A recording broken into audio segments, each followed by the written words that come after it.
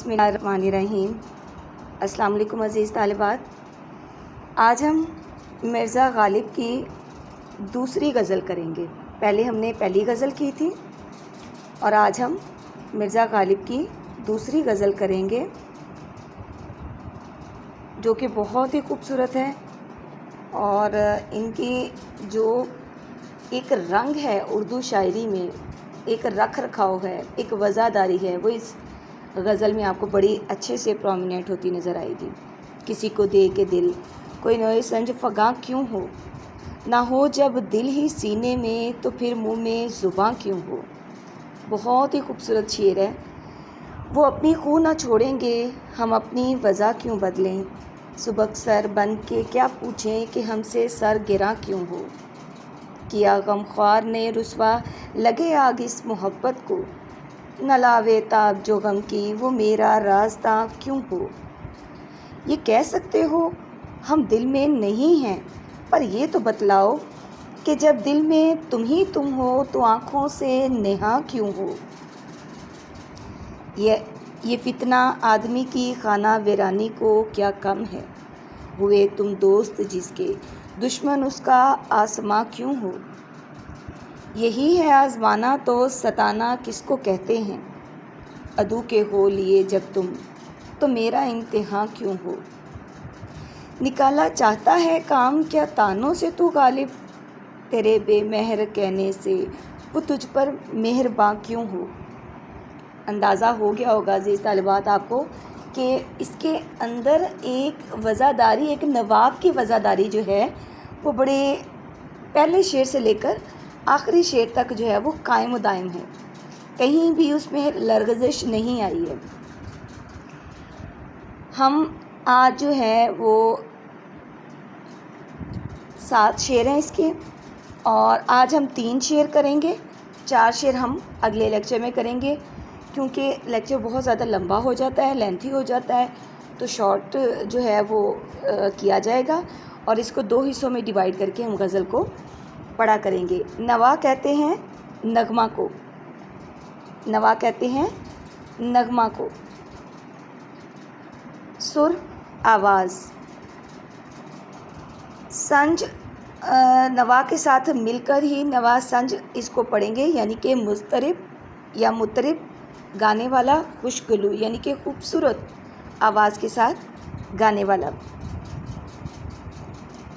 فغاں یہ اصل میں اسم واحد ہے، استعمال ہوئی ہے، اس کی جمع جو ہے وہ فغاں ہے، فے اور غائن، ٹھیک ہے، فے اور غائن جو ہے وہ اس کی جمع ہے، جو کہ بامعنی استعمال ہوتی ہے الف اور نون غنہ کے اضافے کے ساتھ، ٹھیک ہے۔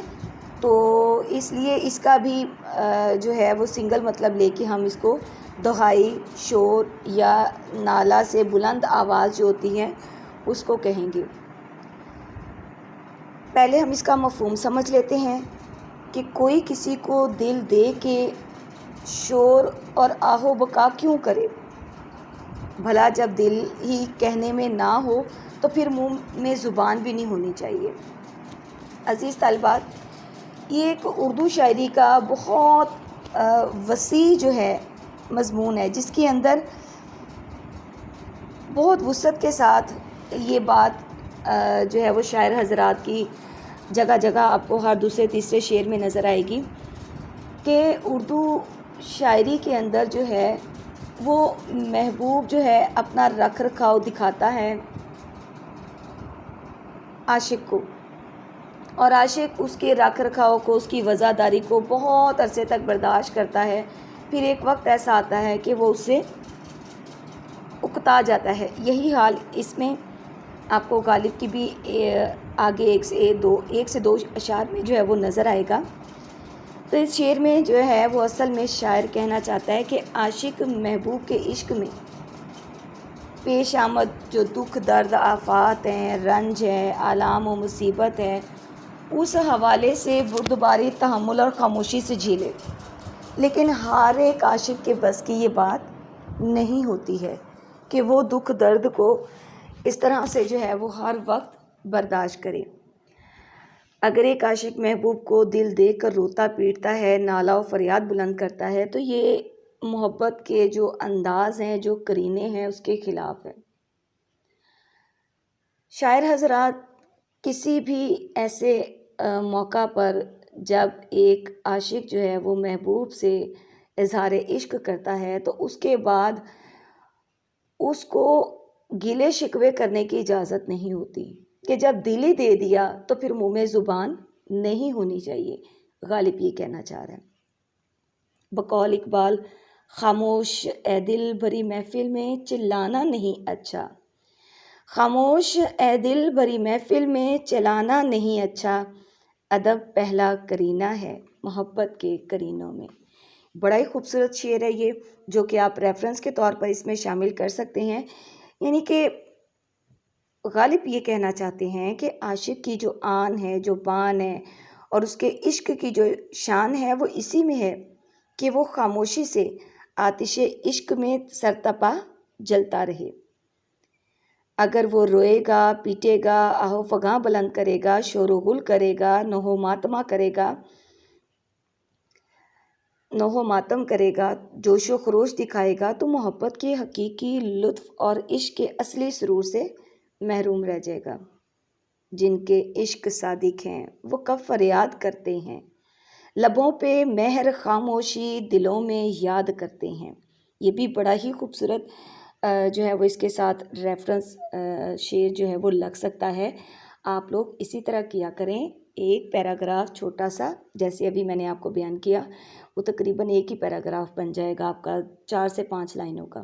اس کے بعد ایک ریفرنس شیئر دے دیں، پھر آپ اپنی جو ہے وہ ایکسپلین کریں تشریح کو، اور اس کی ایکسپلینیشن میں پھر دوبارہ نیچے سے ایک ریفرنس دے دیں۔ تو ایک شعر کے اندر کم از کم یعنی کہ آپ جو کر سکتی ہیں وہ 2 سے 3 اشعار ہیں لازمی۔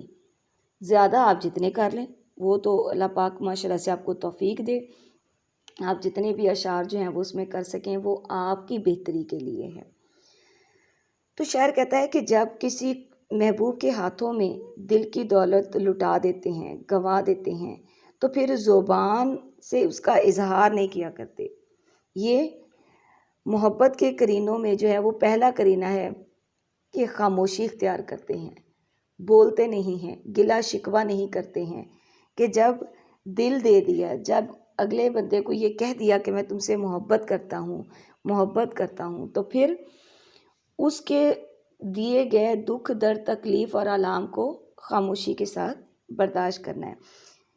اسی نقطے کو اصل میں شعر کے دوسرے مصرعے میں بھی غالب نے بڑے اچھے اور شاعرانہ انداز میں بیان کیا ہے، بلکہ ایک بڑا اچھا شعر مجھے یاد آ رہا ہے، یہ عشق نہیں آساں بس اتنا سمجھ لیجئے، ایک آگ کا دریا ہے اور ڈوب کے جانا ہے۔ یہ شعر بھی بڑا اچھا رہے گا، اس میں ریفرنس کے طور پر آپ اس کو اس میں ایڈ کر سکتے ہیں۔ تو زبان و حال اصل میں جو ہے وہ دل کا ترجمان ہوتا ہے۔ زبان جو ہے وہ دل کی بہترین ترجمان ہے، شارح ہے، مفسر ہے، اور جب دل ہی سینے میں نہ رہے تو پھر منہ میں زبان بھی نہیں رہنی چاہیے، اسے بھی رخصت کر دینا چاہیے۔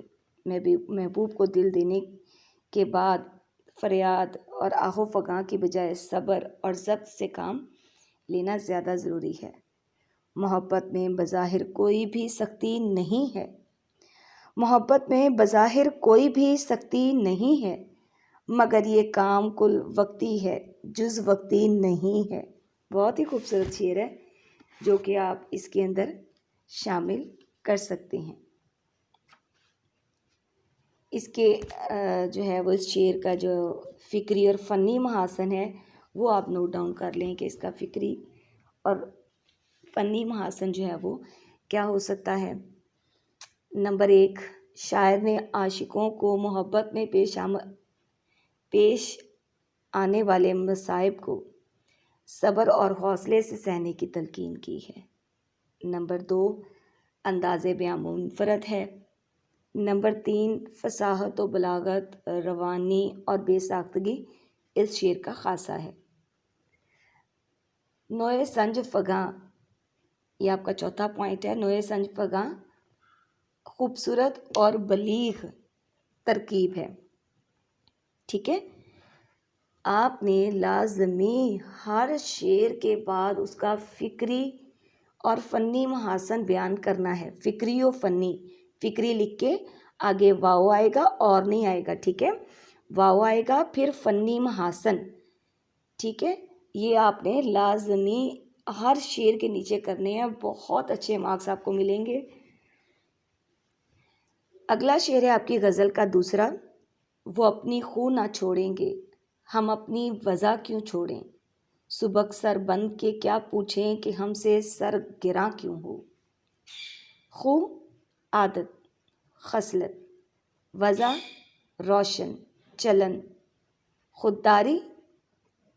ٹھیک ہے، وضع کا مطلب خودداری بھی ہو سکتا ہے. سبک سر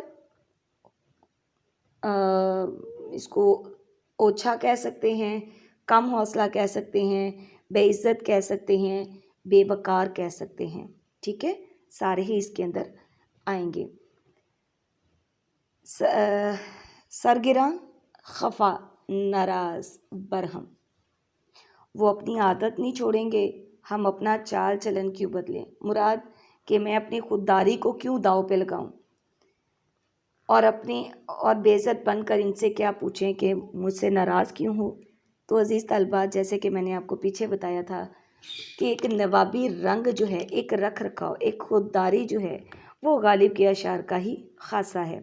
تو یہ شعر جو ہے وہ اس کی بالکل کاپی ہے، اس بات کی تصدیق ہے کہ جس طرح سے وہ کہتے ہیں کہ اگر وہ اپنی عادت نہیں بدلیں گے، ہم ایک یعنی کہ آج محبوب جو ہے اگر اپنی عادت نہیں بدلتا دکھ درد تکلیف دینے کی، مجھے نظر انداز کرنے کی، تو میں اپنی عادت کیوں بدلوں، میں اپنی بے عزتی کیوں کرواؤں، کیوں میں اپنے آپ کو ہلکا کروں اپنے محبوب کے سامنے اور جا کے پوچھوں کہ تم میرے ساتھ ایسا کیوں کرتے ہو. پھر یوں ہوا کہ راستے یکجا نہیں رہے، پھر یوں ہوا کہ راستے یکجا نہیں رہے، وہ بھی انا پرست تھا، میں بھی انا پرست. اصل میں مرزا غالب نے اس شعر میں جو ہے محبوب کی ناراضگی، اس کی خفگی، برہمی کے حوالے سے عاشقی، وضعداری، خودداری کا مضمون باندھا ہے. عموماً ایسا ہوتا ہے کہ عاشق جو ہے وہ محبوب کے قدموں میں بیچ بیچ جاتا ہے. اس کی پوری کوشش ہوتی ہے کہ اس سے کسی قسم کی کوئی ایسی حرکت سرزد نہ ہو جو آداب عشق کے خلاف ہو، اور نہ ہی کوئی ایسی بات منہ سے نکلے جس کی وجہ سے محبوب کو ناراض ہونے کا موقع ملے. مگر اس شعر میں غالب نے عام عشاق سے، عشاق عاشق کی جمع، عشاق سے جدا گانا انداز اختیار کیا ہے. یہ انداز غیرت مندانہ ہے، شاعر کی حمیت تو خودداری کا علمبردار ہے. غالب کہتے ہیں کہ جب ہمیں یہ پتہ چل گیا ہے کہ محبوب بے رخی کی عادت ترک نہیں کرے گا، تو ہم اپنی خودداری، وضعداری اور غیرت مندی کی روش کو کیوں ترک کریں. اور انتہائی کم حوصلہ اور اونچے پن کا مظاہرہ کرتے ہوئے محبوب سے وجہ ناراضگی جو ہے وہ دریافت کر کے اپنے آپ کو ذلیل و رسوا کریں. ہم ہرگز ایسا نہیں کریں گے. یہ غالب ہی کے انداز بیاں ہو سکتا ہے. بقول اقبال، وہی والا شعر جو پیچھے میں نے آپ کو سنایا تھا پہلے والے شعر کے اندر. اگر آپ کو بعض دفعہ ایسا ہوتا ہے کہ غزل کا پہلا شعر چھوڑ کے آگے سے 2 3 4 دوسرا تیسرا اور چوتھا شعر دے دیتے ہیں ریفرنس، وہ تشریح کے لیے. تو اگر ایسا ہو جاتا ہے جو میں نے آپ کو پہلے والے میں بتایا ہے، تو بعض ریفرنس اشعار ایسے ہوتے ہیں جو دوسرے اور تیسرے میں بھی لگ سکتے ہیں، لیکن اس صورت میں کہ جب آپ نے ایک شعر میں بیان کر دی ہیں تو پھر آپ دوسرے میں نہیں اس کو بیان کریں گی. ٹھیک ہے، تو خاموش اے دل بھری محفل میں چلانا نہیں اچھا، ادب پہلا کرینہ ہے محبت کے کرینوں میں. تو یہ جو شعر ہے ریفرنس کا آپ اس کے اندر بھی شامل کر سکتے ہیں. تو غالب نے اسی مضمون کو، یعنی کہ اپنے اس شعر ہی کے اس مضمون کو جو ہے وہ کچھ اس طرح سے بیان ایک اور جگہ پہ کیا ہے. بلکہ وہ آپ رہنے دے، وہ تھوڑا آپ کے لیے مشکل ہو جائے گا. شعر بڑا اچھا وہ شعر تھا. تو میں آپ کو ایک اسی شعر کی شرح جو ہے وہ طباطبائی نے کی ہے طباطبائی بہت اچھے شاعر ہیں. انہوں نے جو ہے غالب کے اسی شعر پہ وہ اپنی خوں نہ چھوڑیں گے ہم اپنی وضع کیوں چھوڑیں، سبک سر بن کے کیا پوچھیں کہ ہم سے سر گراں کیوں ہو، اسی کا جو ہے وہ بڑے خوبصورت انداز میں طباطبائی نے جو ہے وہ بیان کیا ہے ایک جگہ پر اقتباس میں. وہ میں آپ کو اس کا ریفرنس لکھوا دیتی ہوں، وہ آپ نے ضرور نوٹ ڈاؤن کرنا ہے اور اس کو شامل کرنا ہے. طباطبائی کہتے ہیں کہ اس شعر نے وہ بندش پائی ہے کہ نثر میں بھی ایسے برجستہ فقرے نہیں ہو سکتے. اور جوش ملسانی جو ہے ایک اور شاعر ہیں، جوش ملسانی ملیسانی، ٹھیک ہے، میم لام یہ سین الفا نون چھوٹی نی، ٹھیک ہے، ملیسانی. انہوں نے بھی اسی کے اوپر جو ہے وہ بڑا اچھا تبصرہ کیا ہے. یہ شعر جو ہے وہ کہتے ہیں کہ سہل ممتنع ہے، نثر کی نثر ہے اور نظم کی نظم ہے، بلکہ حق تو یہ ہے کہ نثر میں بھی اس بے تکلفی اور خوبی سے یہ مضمون ادا نہیں ہو سکتا. قادر الکلامی خود اس شعر کی داد دینے پر مجبور ہے. اور ڈاکٹر فرمان فتح پوری وہ بھی اسی کے اوپر جو ہے وہ بڑا خوبصورت تبصرہ کرتے ہیں کہ شعر میں سر گراں اور سبک سر کی رعایت خصوصاً لطف کا باعث ہے. یہ تینوں کوٹیشنز آپ نے انورٹڈ کاماز کے اندر شامل کر کے انورٹڈ کاماز کے اندر لکھنی ہے، ٹھیک ہے. انورٹڈ کاماز سٹارٹ کرنی ہے، یہ آپ نے کوٹیشن ایڈ کرنی ہے، اس کے بعد انورٹڈ کاماز بند کر دینے ہیں، ٹھیک ہے. رموز و کاف آپ کو فرسٹ ایئر میں کروائے گئے تھے. رموز و کاف کو آپ نے مد نظر رکھنا ہے، ان اصولوں کو فالو کرنا ہے. اور جس طرح سے کوئی بھی ریفرنس دینے سے پہلے ہم کالن کا جو سائن ڈالتے ہیں وہ آپ نے لازمی 2 نقطے اوپر نیچے اور اس کے آگے ایک چھوٹا سا خط کی لائن لگا کے پھر نیچے والی لائن سے آپ نے جو ہے وہ اس کا کوٹیشن سٹارٹ کرنی ہے، بالکل پیج کے درمیان سے انورٹڈ کاماز کے درمیان. ٹھیک ہو گیا. اس کا فکری اور فنی محاسن دیکھ لیتے ہیں کہ اردو شاعری میں محبوب کا روایتی احترام ہوتا ہے، لیکن غالب نے اس روایت کے برعکس محبوب کے ساتھ دو بدو کلام کیا ہے. منفرد انداز قابل تحسین بھی ہے، ٹھیک ہے. تو یہ اس کے آپ فکری اور فنی محاسن کے اندر یہ لائن ضرور لکھیں گی. نمبر 2، وزادار. عاشق وزاداری کو ترک کرنا پسند نہیں کرتے. پھر اس کا فنی اور فکری محاسن میں سے دوسرا پوائنٹ آپ بنا سکتی ہیں کہ شعر آسان ہے، لیکن اگر کوئی ایسا شعر کہنا چاہے تو کہہ نہیں سکتا. نمبر 3، شعر فصیح و بلیغ ہے اور قادر الکلامی کی عمدہ مثال ہے. نمبر 5، شعر کا مضمون اخلاقی ہے. اور نمبر 6، الفاظ برجستہ اور موزوں ہیں.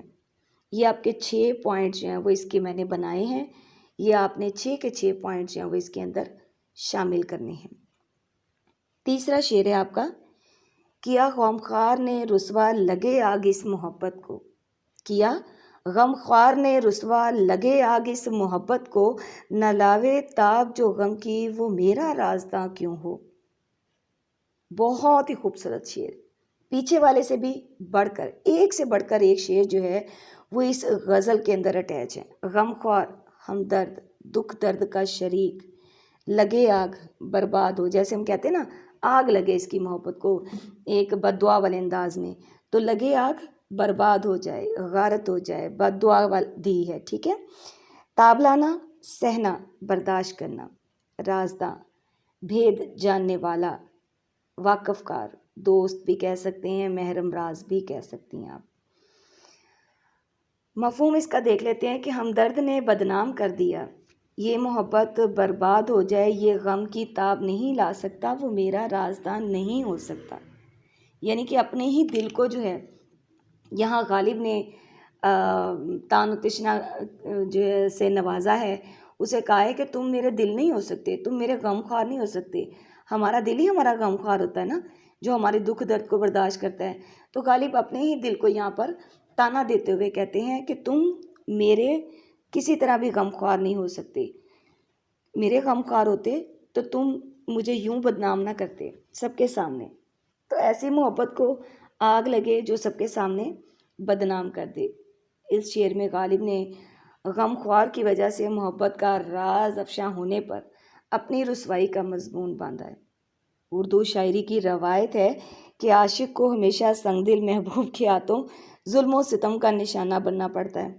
محبوب کا شیوا ہے کہ چاہنے والے کو ذلیل و رسوا کرنا، غیر کی طرف توجہ دینا اور سچے عاشق سے بے رخی اپنانا، بے نیازی اور لاپرواہی برتنا، اس کی حالت زار دیکھ کر ترس بھی نہ کھانا اور اس کا جواب بھی نہ دینا۔ تو اپنے کام میں وہ ظلم و ستم جو ڈھا رہا ہے وہ بڑا خوش ہے کہ جی ایک محبوب کی یہ خو ہے، اس کی یہ عادت ہے۔ تو ایسا نہیں ہونا چاہیے۔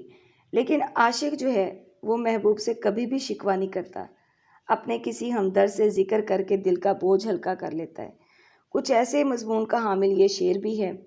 غالب کہتے ہیں کہ میں نے اپنے ایک ہمدرد غم خوار سے اپنا دکھ درد بیان کیا تو وہ محبوب کے ظلم و ستم کی داستان سن کر فریادی ہو گیا۔ فریادی مراد یہ کہ محبوب کے در پہ چلا گیا اور اسے جا کے بتایا کہ اس طرح سے غالب جو ہے وہ پریشان ہے، یہ ہے۔ شاعر جو ہے وہ اپنے دوست کا حال بتا رہا ہے کہ میں نے اپنے دوست کو اپنا دکھ درد بتایا اور وہ میرے دکھ درد کو برداشت نہ کر سکا اور فریادی بن کے چلا گیا۔ یوں غم خوار کے ذریعے میرا راز فاش ہو گیا اور مجھے ندامت اور شرمندگی کا سامنا کرنا پڑا۔ اسی ندامت اور شرمندگی کی وجہ سے وہ جھنجھلا کر اور غصے ہو کر کہتے ہیں کہ ایسا پیار برباد ہو جائے، ایسی محبت کو آگ لگے جو میرے لیے ذلت کا سبب ہے۔ پروین شاکر نے بڑا ہی خوبصورت ایک شعر، مجھے اس کا ایک مصرع یاد آ رہا ہے، بلکہ ایک ہی مصرع آپ لکھیے گا۔ کو بکو پھیل گئی بات شناسائی کی، بات تو سچ ہے مگر بات ہے رسوائی کی۔ پورا شعر آپ کو سنا دیتی ہوں، لیکن آپ نے چلیں پورا شعر ہی لکھ دیجیے گا، اچھا تاثر ایک جو ہے وہ اس میں آئے گا۔ پروین شاکر کا یہ شعر بہت خوبصورت ہے۔ کو بکو پھیل گئی بات شناسائی کی، بات تو سچ ہے مگر بات ہے رسوائی کی۔ یہ جو دوسرا مصرع ہے یہ اپنے اندر ایک بڑی خوبصورت جو ہے وہ ایک اپنا پن لے کے جو ہے وہ آتا نظر آتا ہے۔ بہرحال غالب کے جو شعر کے اندر ہے، لگے آگ اس محبت کو، اس ایک نقطے میں جو چیز نمایاں ہے، شاعر نے اپنے محبوب کو اصل میں برا بھلا کہہ کر بد دعا نہیں دی بلکہ عشق کو کوسنے دی ہیں۔ غالب کی یہاں پر محبت کا انداز دیکھیں کہ اپنے محبوب کو کوئی بد دعا نہیں دی ہے، عشق کو بد دعا دی ہے، اس عادت کو بد دعا دی ہے جس نے رسوائی کا باعث بنا دیا محبوب کے ظلم و ستم کے باوجود۔ یہاں پر شاعر جو ہے اس کا خیر خواہ نظر آتا ہے، شاعر جو ہے وہ اس کا کس کا، اپنے محبوب کا خیر خواہ نظر آتا ہے۔ اور آگ لگنے کو یہاں پر اصل میں نسوانی جذبے سے کی بازگشت بھی سنائی دے رہی ہے کہ جب عورتیں ضبط نہیں کر سکتی ہیں تو وہ اسی طرح کوسنے دینے لگ جاتی ہیں۔ تو جو دوسرا مصرع ہے اس میں غالب کیا کہتے ہیں کہ ایسا شخص جو غم کو دیکھ کر اس غم کی تاب نہیں لا سکتا اور عاشق کے بتائے ہوئے راز کو راز نہیں رکھ سکتا، ایسے رازداں بننے کا کوئی حق نہیں۔ راز افشاں ہونے سے بھی مجھے اتنی ذلتیں، اتنی رسوائی، تہمتیں اور بدنامیاں اٹھانا پڑیں، گلی گلی کوچا کوچا میری بدنامی اور رسوائی ہوئی۔ ہم نے کیا کیا نہ تیرے عشق میں محبوب کیا، صبر ایوب کیا، گریہ یعقوب کیا، جس سمت بھی جاتا ہوں کہتے ہیں کہ وہ آیا ہے 4 قدم آگے مجھ سے میری رسوائی۔ یہ دونوں شعر بڑے اچھے ہیں، بڑے خوبصورت ہیں، آپ ریفرنس کے طور پر اس میں شامل کر سکتی ہیں۔ اس کا اب ہم فکری اور فنی محاسن دیکھ لیتے ہیں، کیونکہ بڑے اچھے سے میں نے آپ کو اس کو ڈیفائن کر لیا اور ڈیفینیٹلی آپ لوگ جو ہیں وہ بڑے اچھے سے سمجھ گئی ہوں گی۔ اس کا پہلا فکری اور فنی محاسن آپ لکھیں گی کہ اس شعر میں شاعر نے اپنی طاقت ضبط کی خوبی کو بڑے عمدہ انداز میں بیان کیا ہے اور محبت کی آگ کی شدت کو بیان کیا ہے جو اس نے ضبط کر رکھی تھی اور جس کا اثر یہ ہوا کہ غم خوار بھی فریادی بن گیا۔ نمبر 2 آپ اس کا پوائنٹ بنا سکتی ہیں، اس شعر میں اخلاقی سبق پوشیدہ ہے، اخلاقی سبق پوشیدہ ہے کہ راز صرف اسی وقت تک راز رہتا ہے جب تک کہ کسی شخص کے اپنے دل میں رہے، کسی کو بتانے سے راز راز نہیں رہتا، اور جب عورتوں کے ہاتھ راز لگ جائے تو بس پھر تو کسی صورت بھی وہ راز راز نہیں رہتا۔ چوتھا شعر ہم کر لیتے ہیں، 4 شعر آج ہم کر لیتے ہیں اور 3 شعر جو ہے وہ ہم پھر کر لیں گے تاکہ آپ لوگوں کا ٹائم جو ہے وہ بچے، یا کوشش کرتے ہیں کہ ہم ان کو پورا کر سکیں۔ یہ کہہ سکتے ہو ہم دل میں نہیں ہیں، پر یہ تو بتلاؤ کہ جب دل میں تم ہی تم ہو تو آنکھوں سے نہا کیوں ہو؟ نہا پوشیدہ، چھپا ہوا۔ باقی سب بہت آسان ہے، اس میں اور کوئی ایسا میننگ نہیں ہے جو میں آپ کو بتا سکوں۔ تو نہا جو ہے وہ چھپا، یہ کہہ اصل میں کہنے کے سے مراد ہے۔ یہاں پر شاعر کہتا ہے کہ یہ کہہ سکتے ہو کہ ہم تمہارے دل میں نہیں رہتے، اچھا چلو کہتا میں مان لیتا ہوں، پر یہ تو بتاؤ کہ جب دل میں تم ہی تم ہو تو آنکھوں سے نہا کیوں ہو؟ آنکھوں سے چھپے ہوئے کیوں ہو؟ یہاں پر جتنی میں نے کتابیں پڑھی ہیں ریفرنس کے لیے، اس میں زیادہ تر بلکہ ہے ہی عشق مجازی بیان کیا گیا، جبکہ جہاں تک میرا ناقص علم کہتا ہے کہ اس میں عشق مجازی اور عشق حقیقی دونوں آ سکتے ہیں۔ عشق مجازی کیا ہے؟ دنیاوی عشق، اور عشق حقیقی کیا ہے؟ اللہ تعالیٰ کے ساتھ لگاؤ، محبت، عشق، اور ان کے محبوب کے ساتھ محبت، لگاؤ اور عشق۔ تو یہ عشق حقیقی کے معنوں میں دونوں آئیں گے۔ تو میرا جہاں تک ناقص علم کہتا ہے کہ اس کے اندر جو ہے کہ تھوڑا سا ریفرنس جو ہے دوسرے شعر کے اندر، دوسرے مصرعے کے اندر جو ہے وہ عشق حقیقی کا ہم دے سکتے ہیں۔ دیکھتے ہیں ہم کیسے دے سکتے ہیں۔ اصل میں اس کے اندر پہلے سادہ سا ایک مضمون جو ہے وہ آپ بیان کریں گی کہ جس طرح سے ہماری داستانوی رنگ جو ہے وہ بڑا نمایاں ہے، بڑی کہانیاں ہیں ہمارے پاس، الف لیلا کی کہانی، لیلا مجنوں کی کہانی، شیری فرہاد کے علاوہ سونی ماہیوال ہے، تو بہت ساری آپ کو مثالیں ایسی مل جائیں گی کہ جو سچے عاشق جو تھے وہ اپنا عشق جو ہے وہ دنیا کے اوپر قربان کر گئے۔ تو ہر عاشق کے لیے اصل میں محبوب کی دنیا جو ہے بہت حسین ترین ہستی ہوتی ہے، جس کی مثال کہیں بھی نہیں ملتی ہے۔ تو جو عاشق ہوتا ہے وہ کسی بھی قسم کے مقصود اور مطلوب سے مبرہ ہوتا ہے۔ جہاں مجھ کو آیا خیال آ گئے وہ، جہاں مجھ کو آیا خیال آ گئے وہ، دکھائی ہیں دل نے کرامات کیا کیا، دکھائی ہیں جمع والا آئے گا، ہے نہیں آئے گا، ٹھیک ہے؟ دوبارہ سنیں اس شعر کو، جہاں مجھ کو آیا خیال آ گئے وہ، دکھائی ہیں دل نے کرامات کیا کیا، دکھائی، ٹھیک ہے؟ تو کچھ اسی قسم کی جو ہے وہ غالب کے شعر میں کیفیت جو ہے وہ نظر آ رہی ہے۔ اصل میں اس میں جو ہے استفہامیہ انداز اختیار کیا گیا ہے، استفہام نکلا ہے پوچھنے سے، استفہام پوچھنا، ٹھیک ہے؟ وہ کہتے ہیں کہ تم تو یہ کہنے کا حوصلہ رکھ سکتے ہو کہ ہم تمہارے دل میں نہیں بستے، یعنی کہ شاعر جو ہے ایک محبوب سے عاشق بن کے پوچھ رہا ہے کہ ٹھیک ہے تم تو کہتے ہو اور تمہارے اندر یہ حوصلہ ہے کہ تم کہہ سکتے ہو کہ میں تمہارے دل میں نہیں ہوں، تو تمہارے دل کی نگری میں ہمارا مقام ایک عاشق کا نہیں، ہم اس پر تم سے کچھ شکوہ یا کوئی سوال نہیں کرتے، لیکن یہ تو بتاؤ کہ جب تم ہی میرے دل میں ہو، میرے دل کے تخت پر، میرے سنگھارسن پر تم ہی براجمان ہو، تو آنکھوں سے پوشیدہ کیوں رہتے ہو اور جلوہ جمال کیوں نہیں دکھاتے؟ تو یہاں پر شاعر نے اپنے آپ کو تسلی بھی دی ہے اور ایک محبوب کو یہ جتا بھی دیا، بتلا بھی دیا کہ تمہارے اندر تو چلو حوصلہ ہے کہ تم کہہ دو کہ میں تمہارے دل میں نہیں رہتا، تو جب میرے دل میں تم ہی تم ہو تو پھر میری آنکھوں سے پوشیدہ کیوں ہو؟ اب یہاں پر اللہ تبارک و تعالیٰ سے بھی شاعر کی مراد ہو سکتی ہے کہ شاعر جو ہے وہ اللہ تبارک و تعالیٰ سے جیسے حضرت موسیٰ علیہ السلام نے اللہ تبارک و تعالیٰ کی محبت میں ان سے سوال کیا تھا.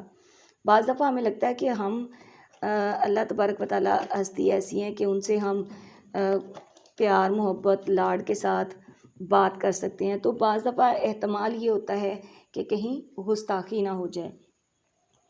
تو اس شعر کے اندر مجھے لگتا ہے کہ جیسے شاعر جو ہے وہ اللہ تبارک و تعالیٰ سے بھی یہ کہنا چاہ رہا ہے کہ جب دل میں تم ہی تم ہو تو آنکھوں سے نہا کیوں ہو، کہ اللہ تبارک و تعالیٰ جب دل میں تم ہی تم ہر طرف بستے ہو تو پھر نظر کیوں نہیں آتے.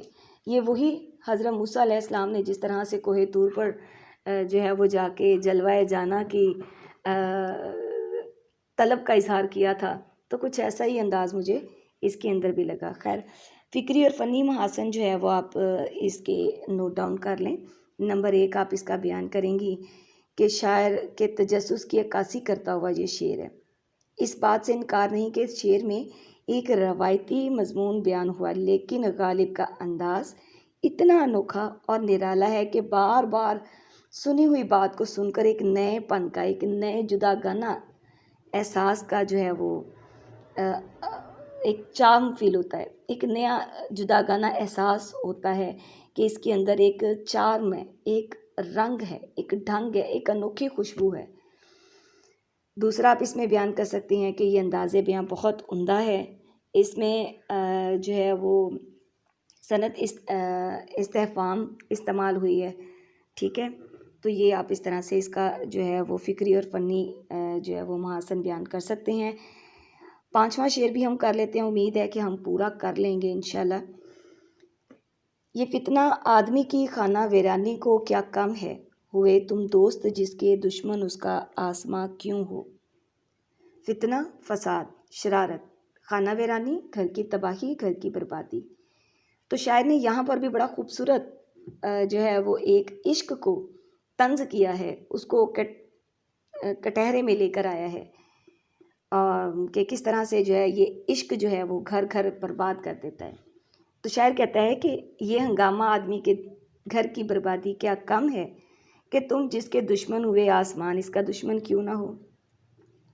اب غالب جو ہے اس شعر میں محبوب کی دوستی، مہربانی کی فتنہ سمانی کا مضمون بڑے ہی پر لطف انداز میں بیان کرتے ہیں. یہ فتنہ کہہ کر اصل میں محبوب کے خوبصورت وجود اور بوٹے سے قد کی طرف اشارہ کیا گیا ہے کہ تمہارا جو خد و خال ہے، تمہارا جو جسم ہے، تمہارا جو وجود ہے، یہ کسی فتنے سے کم نہیں ہے کہ آدمی کا گھر برباد کرنے کے لیے یہ فتنہ ہی کافی ہوگا. اصل میں عزیز طلبات، اردو شاعری کی جو روایت ہے اس میں شعراء کرام سمجھتے ہیں کہ یہ جو فتنے ہیں، یہ جو مصیبتیں ہیں، یہ یا تو آسمان ڈھاتا ہے یا محبوب. تو شاعر ان دو کو ہی جو ہے وہ ذمہ دار گردانتے ہیں، یا تو آسمان کو، یعنی کہ یہ آسمان کی طرف سے، اللہ تعالیٰ کی طرف سے آنے والی دکھ درد مصیبتیں بلائیں ہیں، اور یا پھر وہ محبوب کو کہتے ہیں کہ میرے محبوب نے چونکہ میرے عشق کو، میری محبت کو رسوا کر دیا، اس کو ایکسیپٹ نہیں کیا، اس کو مانا نہیں، تو جس کی وجہ سے میں دکھ درد تکلیف میں مبتلا ہوں. تو یہ ازل سے جو ہے وہ شروع سے عاشقوں کا ایک وتیرہ رہا ہے کہ ان دو کو ہی جو ہے وہ فتنہ قرار دیتے ہیں کہ فتنے کی اصل وجہ جو ہے یہی دو دکھ درد مصیبت دینے والی چیزیں ہیں. تو مرزا غالب آسمان کی اسی دشمنی کے حوالے سے محبوب سے مخاطب ہو کر کہتے ہیں کہ تمہاری محبت تو اتنا بڑا فتنہ اور فساد اور ہنگامہ ہے کہ اس کے سامنے تو آسمان کی فتنہ انگیزی کی کوئی حیثیت اور وقت باقی نہیں رہ جاتی. تمہارا کسی پر مہربان ہونا اور اس کا دوست بننا ہی اس کی تباہی اور خانہ بربادی کے لیے کافی ہے. اس کی یعنی کہ ایک عاشق کو اپنے گھر کی بربادی کے لیے کسی اور فتنے کی ضرورت نہیں رہتی، نہ ہی آسمان سے دشمنی مول لینے کی ضرورت رہتی ہے. رہتا ہوں صدا مرنے کے نزدیک ہی اب میر، اس جاں کے دشمن سے بھلا یار ہوا میں. ان سے بدخو کا کرم بھی ستم جاں ہوگا، میں تو کیا غیر بھی دل دے کے پشیماں ہوگا. یہ دونوں شعر میر تقی میر کے ہیں، بڑے خوبصورت شعر ہیں، آپ اس کے اندر ریفرنس کے طور پر شامل کر سکتی ہیں. اس کا فکری اور فنی محاسن دیکھتے ہیں. شاعر نے بتایا ہے کہ محبوب سے جو بھی عشق کرے اس کی خانہ ویرانی ہو کر رہے گی۔ گویا عشق انسان کو اور اس کے گھر کو تباہ و برباد کر کے رکھ دیتا ہے۔ نمبر 2، بقول جوش ملیسانی، یہ فتنہ ان دو لفظوں میں محاکات کا پہلو اور زور بیان بہت ہی خوبصورت ہے۔ یہ آپ بچوں ریفرنس جو ہے وہ کوٹیشن کے طور پر جوش ملیسانی کا آپ الگ سے بھی شامل کر لیں گی اور فکری و فنی محاسن کے اندر بھی یہ لائن شامل کر دیں گی تو بہت اچھا رہے گا۔ نمبر 3، یہ شعر صنعت تضاد ہے۔ صنعت تضاد کیا ہوتا ہے؟ جس کے اندر تضاد پایا جائے، ایسی صنعت جس کے اندر لفظوں کے ذریعے تضاد پایا جائے، جیسے کہ دن اور رات، زمین اور آسمان، ٹھیک ہے؟ تو آپ کے اس شعر کے اندر جو لفظ جو استعمال ہوئے ہیں دوست اور دشمن، ایک ہی مصرعے کے اندر دونوں آئے ہیں کہ ہوئے تم دوست جس کے دشمن اس کا آسماں کیوں ہو، تو اس کے اندر جو ہے وہ صنعت تضاد استعمال ہوئی ہے۔ یہ شعر بہت بلیغ ہے، یہ آپ کا چوتھا پوائنٹ بنے گا کہ یہ شعر بہت بلیغ ہے۔ اور اس کے بعد آپ کا 5واں پوائنٹ ہے، یہ شعر ضرب المثل کی حیثیت اختیار کر چکا ہے۔ آپ کی غزل کا 6واں شعر ہے، یہی ہے آزمانا تو ستانا کس کو کہتے ہیں، عدو کے ہو لیے جب تم تو میرا امتحان کیوں ہو۔ عدو دشمن، حریف، رقیب، عاشق کے مقابلے میں یعنی کہ محبوب سے محبت کا دعویٰ کرنے والا۔ تو شاعر کہتا ہے کہ اگر یہی آزمانا ہے تو ستانا کس کو کہتے ہیں، جب تم دشمن یا رقیب کے ہو گئے ہو تو پھر میرا امتحان کیوں لے رہے ہو، مجھے کیوں ستا رہے ہو۔ مرزا غالب اصل میں اس شعر میں محبوب کے اشارے کنائے میں چوٹ کا انداز اختیار کر رہے ہیں۔ تو کہتے ہیں کہ محبوب دشمن یعنی رقیب، رقیب کہتے ہیں جو کہ ایک ہی محبوب کے دو عاشق ہوں تو ایک عاشق کے لیے دوسرا عاشق جو ہے وہ رقیب کی حیثیت رکھتا ہے۔ تو یہاں پر شاعر کیا کہتا ہے کہ محبوب دشمن یعنی رقیب پر لطف و مہربانی کرتے ہوئے اسے اپنی عنایات سے نواز رہا ہے، مگر عاشق کی محبت اور لطف اس کے لیے سچے جذبوں کی طرح جانچ اور پرکھ رہا ہے۔ اس صورتحال کو مد نظر رکھتے ہوئے مرزا غالب عاشق کے جذبات کی ترجمانی کرتے ہوئے کہتے ہیں کہ اے میرے محبوب، یہ انداز، یہ طریقہ درست ہے کہ تمہیں اپنے ساتھ محبت کا دم بھرنے کا دعویٰ کرنے والے ہر شخص کے دعوے کی جانچ پرکھ کا حق حاصل ہے۔ یہ بھی جائز ہے کہ تمہیں اپنے ہر عاشق کے جذبہ عشق کی آزمائش کا استحقاق ہے۔ اپنی دنیا کا آپ پیدا کر، نہیں معذرت کے ساتھ یہاں پر شعر تھوڑا غلط ہو گیا، شعر کا تھا اپنی دنیا آپ پیدا کر اگر زندوں میں ہے، اپنی دنیا آپ پیدا کر اگر زندوں میں ہے، سرے آدم ہے ضمیر کن فکاں ہے زندگی۔ سرے آدم، سین کے اوپر جو ہے وہ زبر آئے گی، ٹھیک ہے۔ سرے آدم ہے ضمیر کن فکاں ہے زندگی، کن فکاں، فگاں نہیں ہے، ٹھیک ہے، فکاں۔ یا یہ شعر آپ رہنے دے، میں آپ کو ایک اور شعر جو ہے وہ لکھوا دیتی ہوں۔ یہ کائنات ابھی ناتمام ہے شاید کہ آ رہی ہے دمادم صدائے کن فیکون۔ یہ بہت خوبصورت شعر ہے، آپ ایڈ کر سکتی ہیں۔ ایک اور شعر یاد آ رہا ہے مجھے، جہان تازہ کی افکار تازہ سے ہے نمود۔ دونوں ہی شعر یہ اقبال کے ہیں، ٹھیک ہے۔ جو پہلا شعر میں نے آپ کو لکھوایا وہ بھی اقبال کا ہے، اور یہ بھی جو شعر میں لکھوا رہی ہوں یہ بھی اقبال کا ہے۔ جہان تازہ کی افکار تازہ سے ہے نمود، کہ سنگ و خشت سے ہوتے نہیں جہاں پیدا، کہ سنگ و خشت سے ہوتے نہیں جہاں پیدا۔ اس کا فکری اور فنی محاسن جو ہے وہ آپ دیکھ لیں۔ شاعر نے بتایا کہ اگر مومن کو صفات الہیہ کا مظہر بننا ہے تو اسے ہر وقت تخلیق کے عمل سے دوچار رہنا چاہیے۔ نمبر 2، شعر اقبال کے مخصوص فلسفے کی عکاسی کرتا ہے۔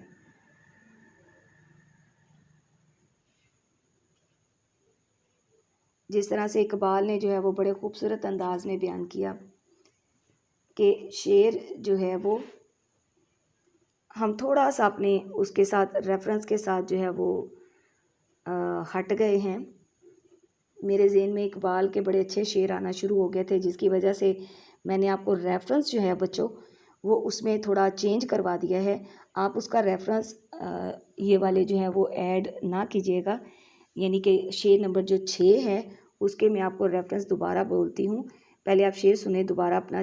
یہی ہے آزمانا تو ستانا کس کو کہتے ہیں، عدو کے ہو لیے جب تم تو میرا امتحان کیوں ہو۔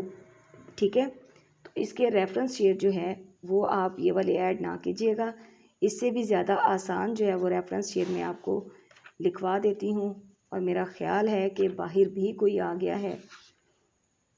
چلیں خیر، میں دیکھ لیتی ہوں۔ آپ کو میں اس کا ایک ریفرنس شعر بڑا اچھا سا میرے پاس ادھر لکھے ہوئے ہیں، میں آپ کو وہاں سے لکھوا دیتی ہوں۔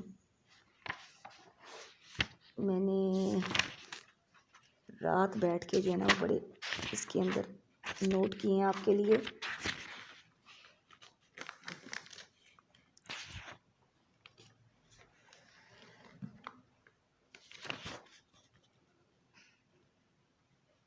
جی، آپ کا ریفرنس شعر ہے، یہی ہے آزمانا تو ستانا کس کو کہتے ہیں، عدو کے ہو لیے جب تم تو میرا امتحان کیوں ہو۔ تو اس کے اندر آپ لکھ لیں ریفرنس شعر جو ہے، یہ بہت آسان ہے، یہ میں آپ کو لکھوا دیتی ہوں۔ ہے مجھ کو تجھ سے تذکرائے غیر کا گلہ، ہے مجھ کو تجھ سے تذکرائے غیر کا گلہ، ہر چند برسبیل شکایت ہی کیوں نہ ہو، ہر چند برسبیل شکایت ہی کیوں نہ ہو۔ تو یہ آپ ایک ریفرنس شعر جو ہے وہ اس کے اندر شامل کر دیں گی، ٹھیک ہے۔ فکری اور فنی محاسن اس کا آپ یہ والا رہنے دیجیے گا۔ اس کے اندر جو میں نے آپ کو مطلب پہلے لکھوایا ہے، آپ اس کے اندر سادہ سا بیان کریں گی کہ غالب نے جو ہے وہ ایک عام مضمون کو بڑے خوبصورت انداز میں محبوب کو کہا ہے کہ تم تانے دے کر جو ہے وہ کام لینا چاہتے ہو، اور دشمن کے ساتھ جو دشمنی ہے وہ کر رہے ہو، یعنی کہ رقیب کو میرے مقابلے میں لے کر آ رہے ہو۔ تو تیسرا جو ہے وہ اس شعر کے اندر غالب نے عام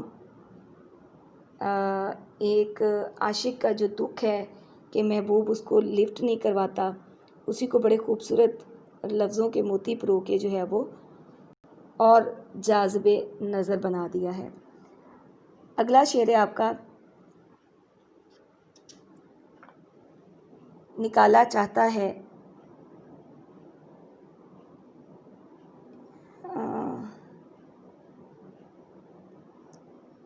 یہاں پر میرا مدھم ہو رہا ہے بچوں،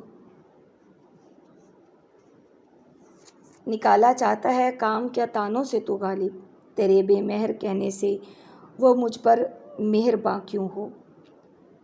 تو یہاں پر آخری آپ کا شعر ہے جس کے اندر میں آپ کو بتا دیتی ہوں اس کے میننگز، بے مہر، بے وفا، بے مروت۔ تو مرزا غالب کا یہ مقطع بھی گزشتہ دونوں شعروں کا تسلسل ہے، پچھلے دونوں اشعار کے ساتھ اس کا ربط ہے۔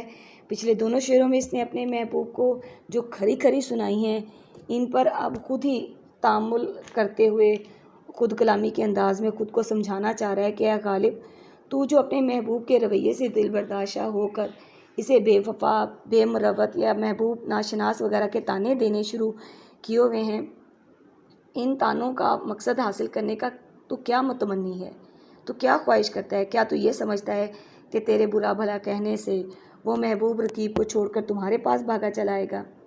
قطع کیجئے نہ تعلق ہم سے، قطع کیجئے نہ تعلق ہم سے، کچھ نہیں ہے تو عداوت ہی صحیح۔ امید ہے عزیز طالبات آپ کو جو ہے وہ بڑے اچھے طریقے سے سمجھ آ گیا ہوگا۔ تو آگے پھر انشاءاللہ اگلے لیکچر تک اجازت دیجیے، اللہ حافظ۔